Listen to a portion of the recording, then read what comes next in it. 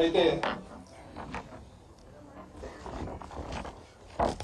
కేసీఆర్ గారి నేతృత్వంలో వాస్తవంగా నేను చాలా నా అదృష్టంగా కూడా భావిస్తా ఉన్నాను.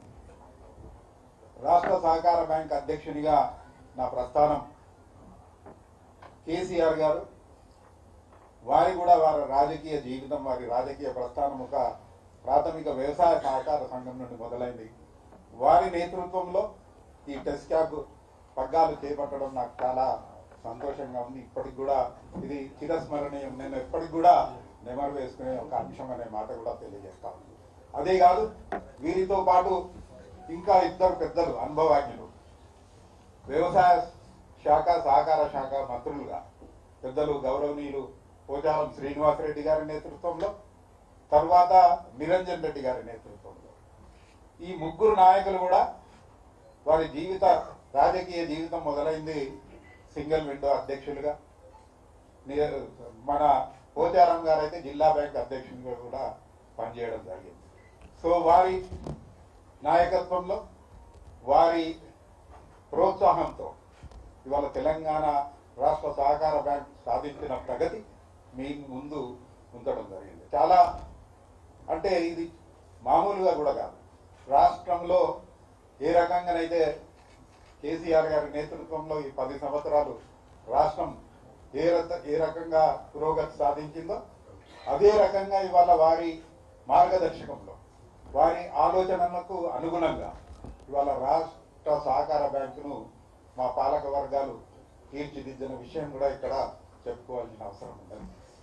2014లో ఉమ్మడి రాష్ట్రం ఆనాడు బ్యాంకు విభజన జరిగిన తర్వాత ఏ అంశం చూసినా ఏ విషయం చూసినా ఇవాళ 1, 2, 3 కాదు, అసలు కనివిని ఎరగని రీతిలో ఇవాళ ప్రగతి సాధించి ఒక కొత్త బ్యాంక్ అయినా దేశానికే మార్గదర్శకంగా ఇవాళ ఈ 9 సంవత్సరాల ఈ ప్రయాణంలో దేశానికే మార్గదర్శకంగా కేంద్ర సహకార బ్యాంక్ తయారైన విషయం ఇక్కడ చెప్పుకోవాలి.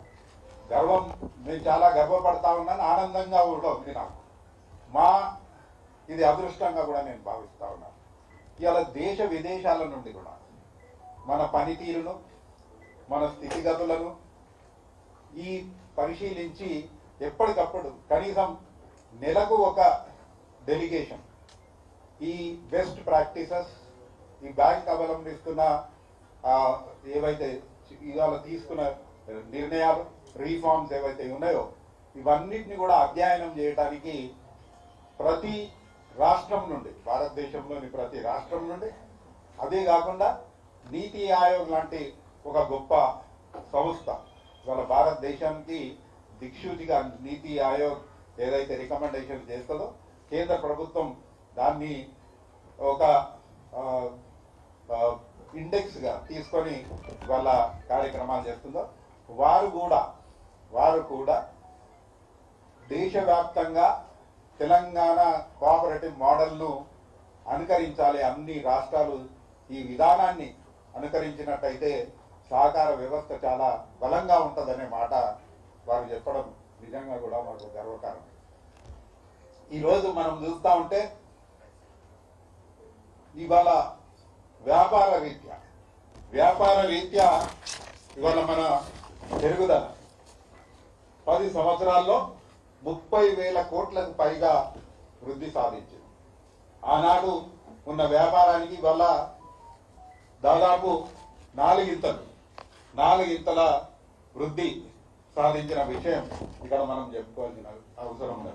అదేవిధంగా మా క్లయింటేల్ మా ఖాతాదారులు ఇవాళ ప్రస్తుతం 32 లక్షలకు పెరిగి 15,581 కోట్ల 3 రేట్లు వినియోగదారులు ఈ డిపాజిట్ల సంఖ్య పెరిగిన విషయం మనం ఒకసారి ఇక్కడ చెప్పుకోవాల్సిన అవసరం ఉంది.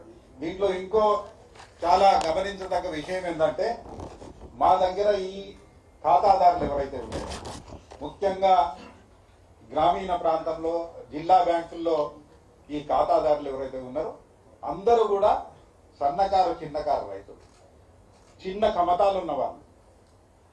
భారతదేశంలో ఇవాళ అత్యధికంగా ఏదైతే రుణాలు కమర్షియల్ బ్యాంకులో పెద్దవాళ్ళకు అందుతా ఉన్నాయో మాకు దానికి భిన్నంగా తెలంగాణ రాష్ట్రంలో మా ప్రయారిటీ అగ్రికల్చర్ సెక్టర్ కాబట్టి, అది చిన్న సన్నకారు రైతులు కాబట్టి వారికి మేలు జరిగే విధంగా, వారికి ఉపయోగపడే విధంగా ఇవాళ బ్యాంకింగ్ కార్యకలాపాలు నడుస్తా ఉన్న విషయం ఇక్కడ మనం చెప్పుకోవాలి.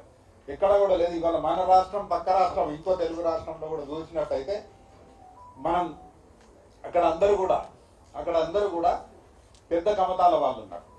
అందుకనే వేరే రాష్ట్రాల్లో మనం చూస్తే ఈ కౌలు రైతుల సమస్య ఎక్కువ ఉంటుంది.